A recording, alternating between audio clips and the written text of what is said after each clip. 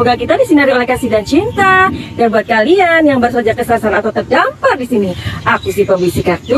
Aku tinggal di Belanda dan di Thailand. Oke, hari ini kita mau membahas lagi kasus Subang, dimana kasus ini udah hampir 2 tahun dan belum ditemukan siapakah pelaku yang sebenarnya. Oke, dan mungkin kalian juga recognize with me, Madam Suki udah mengawal kasus Subang ini sejak awal, yaitu terjadinya tanggal 18 Agustus 2021. Oke, Madam Suki sekarang ada di depan rumah karena hari ini cuacanya sangat cerah sekali, barusan hujan begitu. Nah, Madam Suki mau membacakan komentar dari kalian ya, karena kasus ini memang kasus yang benar-benar menyita emosi kita, membuat kita saling berantem, membuat kita saling tuduh menuduh antara keluarga Bapak Yosef dan istri mudanya juga saling tuduh menuduh. Netizen itu kan bisa menunjuk jarinya begini dan begitu. Itu dikarenakan karena banyak sekali hal-hal yang memang dari awal kejadian itu udah penuh dengan pertanyaan. Dimana ini Madam Suki mengulas sedikit ya, dimana si Bapak Y itu atau Mbak B ini begitu melihat rumahnya atau datang ke rumah istri tuanya, di situ ngapain dia kok bersih-bersih, ya kan? Aturan telepon polisi, kok saya curiga begini dan begitu. Nah, oke lah. Whatever itu, Madam Suki barusan ini hanya mereview kembali atau mengingatkan kalian kembali akan kasus Subang ini. Jadi di sini ada Muhammad Soleh. Kasus Subang sangat menyakitkan hati rakyat Indonesia, harus diungkap. Ya, Madam Suki setuju. Kasus Subang ini nggak ada yang bela hak hukum korban. Suami dan putranya sibuk bela diri sendiri. Sungguh bikin sakit hati rakyat. Oke, mungkin kalian juga tahu ya, waktu itu si Babe juga mempunyai pengacara, ujuk-ujuk punya pengacara, karena ya memang juga Madam Suki bisa mengerti kondisinya, karena pada saat itu ada 2 mayat ditemukan di sebuah rumah, di mana mayat tersebut kondisinya ditelanjangin, ya kan? Dan itu kan benar-benar yang kalau Bapak Y ini nggak ada yang mendampingi, itu bisa runyam, bisa lebih gimana ya, namanya netizen itu kan luar biasa ya, kekuatan netizen itu ya. Mungkin kalau kasus Joshua keluarga murni tidak terlibat, makanya mereka berjuang terus untuk mengungkap kasusnya. Kalau kasus Subang mungkin keluarganya ikut terlibat dalam makanya mereka masa bodoh sama kasus kematian ibu dan adiknya. Malah mereka harapkan tidak terungkap. Sehat selalu Madam Suki yang cantik, bosan terus kawal kasus Subang ini, dari Betty Sugesti. Oke, jadi ini mumpung kita semua ini lagi kayak diingatkan kembali dari percakapannya atau diskusinya Ibu Hastri di channelnya Bang Deddy Corbuzier gitu ya. Jadi kenapa enggak? Karena ini udah beberapa YouTuber udah mengulas kembali, ini seperti memberikan angin segar kepada kita YouTuber. Dan menurut Madam Suki ini adalah sebuah celah ya. Karena begini, menurut Bu Hastri, kasus ini bisa kok diungkap meskipun sulit. Karena kepolisian memang tidak mengumumkan, mungkin belum pasti ya. Karena apa? Karena kan DNA-nya ini nggak cocok gitu loh. Orang-orang yang udah disuruh datang dari pihak keluarga, orang yang terkait dan lain-lain, itu nggak ada yang cocok. DNA yang asing. Nah, ini loh yang membuat kita yang wow. Nah, tapi ketika ada DNA dari saksi yang asing ini, mestinya bisa dilihat dari garis keturunan ibu. Itu menurut dokter Hastri sebagai dokter forensik ya kan. Dan ini belum dikerjakan. Kenapa Pak Polisi? Tolong dong please. Terus Ibu Hastri juga memberikan clue-clue tentang kematian Ibu Tuti itu kan jam 2 sampai jam 4. Kalau adik Amel itu jam 4 sampai jam 6. Dan diambil aja atau maksudnya di ini aja ditarik HP siapa yang masih online, tanggal segitu dan jam segitu. Itu Madam Suki ingat banget ya, Muhammad Soleh ini dulu sering kali dituduh sama netizen atau mungkin dituduh sama YouTuber juga kalau dia ini terkait atau gimana. Soalnya tahu banget gitu loh. Pada saat ini Madam Suki mencari tahu loh.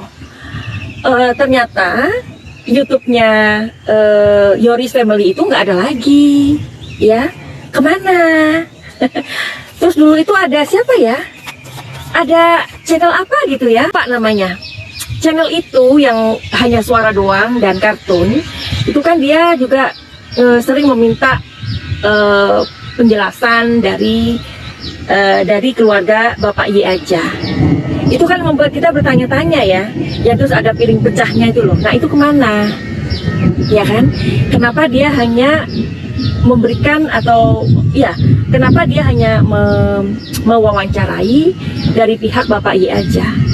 Kenapa bukan dari pihaknya orang-orang yang ada di lingkungan tersebut gitu loh, orang-orang yang terkait maksudnya. Jadi itu membuat Madam Suki aneh juga kemana mereka. Yuk keberadaan dari anak pertama Ibu Tuti ini kemana? Karena melihat YouTube-nya itu udah kayaknya nggak ada lagi gitu loh. Apakah dia lagi membutuhkan konsentrasi karena banyak sekali orang yang menuduh katanya dia itu tidak melakukan apa-apa untuk ibundanya dan adiknya. Oke, kita lihat ya. Madam Suki ingin terhubung dengan si siapa ya? Si abang itu ya, si abang Y ya.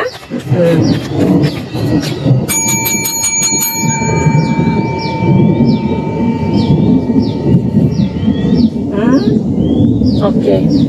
Bentar, kartunya ini apa? Terbalik, maaf ya.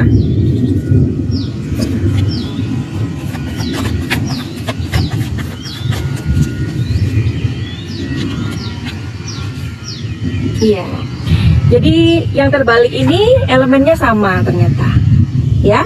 Elemennya adalah logam. Berarti pada saat ini dia memutuskan mungkin udah beberapa lama memutuskan untuk menonaktifkan YouTube-nya mungkin, atau mungkin ganti nama ya, manusia nggak tahu.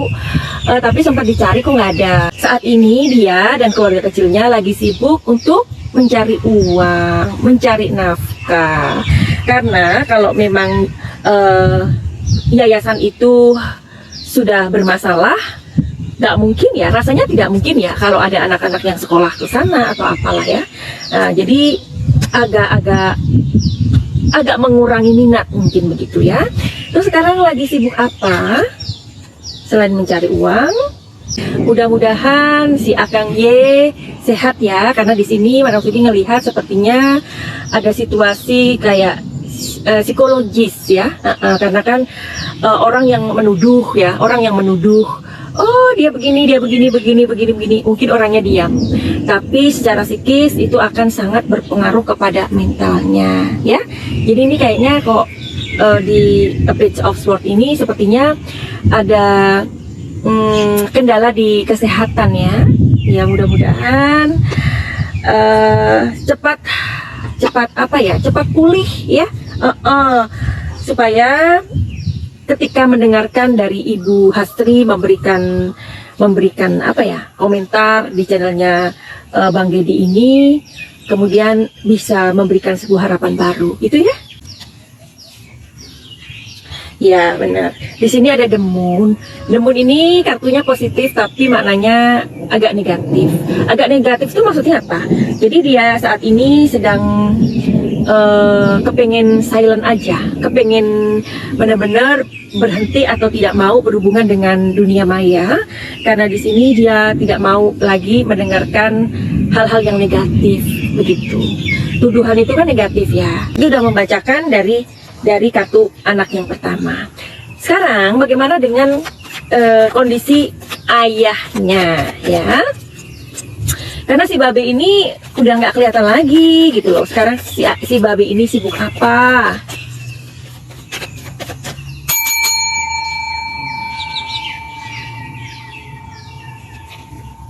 Iya, mudah-mudahan resonate ya. The Carrier.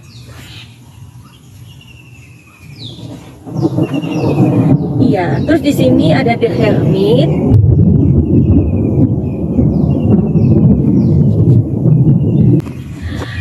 Jadi di sini The Carrier dan The Hermit ini adalah kartu yang sangat positif, dan kartu ini energinya sangat besar sekali. Tapi yang mau Madam Suki kasih tahu kalian di sini, sepertinya si Babe saat ini sedang mencari orang yang bisa menenangkan pikirannya, bisa menenangkan batinnya, ya kan? Ketika satu masalah terjadi ini kan sesungguhnya antara batin dan pikiran itu kan selalu ini ya, selalu berbantah atau selalu berargumentasi ya. Perlu sekali mendekatkan diri dengan orang-orang yang spiritual, yang membuat dia tenang dan membuat dia itu stabil secara emosi, ya. Karena tidak bisa dipungkiri, Eight of Swords di sini ngasih sebuah penjelasan bahwa sebuah kecemasan, ada sebuah ketakutan dari sebuah masa lalu. Apakah sebenarnya Babe ini tahu sesuatu gitu? Apa ya? Sesuatu itu bisa gini loh. Ada sesuatu hal yang benar-benar datang ke dalam mimpinya dan itu berulang-ulang gitu. Dan ini masih menjadi sebuah pertanyaan besar bagi si Babe. Ini apa gitu? Ya. Jadi memang kasus ini masih diselimuti oleh misteri ya. Nah, sekarang kita cari tahu bagaimanakah pendapat Babe ketika mendengarkan Ibu Hastri mengulas kisah kelam yang terjadi kepada istri dan anaknya. Apa? Bagaimana perasaan dia? Perasaan si Babe itu bagaimana? Senangkah atau dia itu biasa aja? Atau dia merasa mempunyai harapan kembali ketika kasus ini diulas?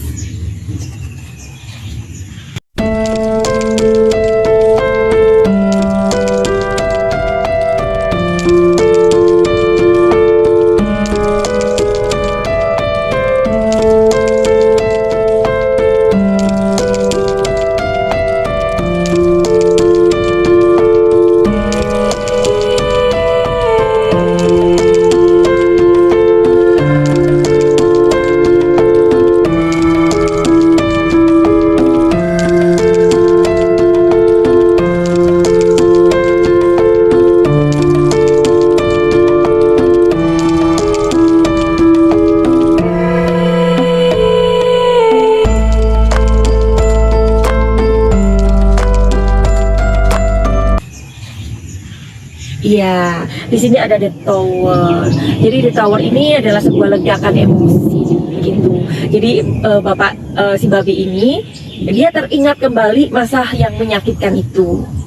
Ya, ini membuat dia ini beberapa hari ini tidak bisa tidur, tidak bisa makan enak, dan itu terulang lagi. Trauma itu sulit loh disembuhkan.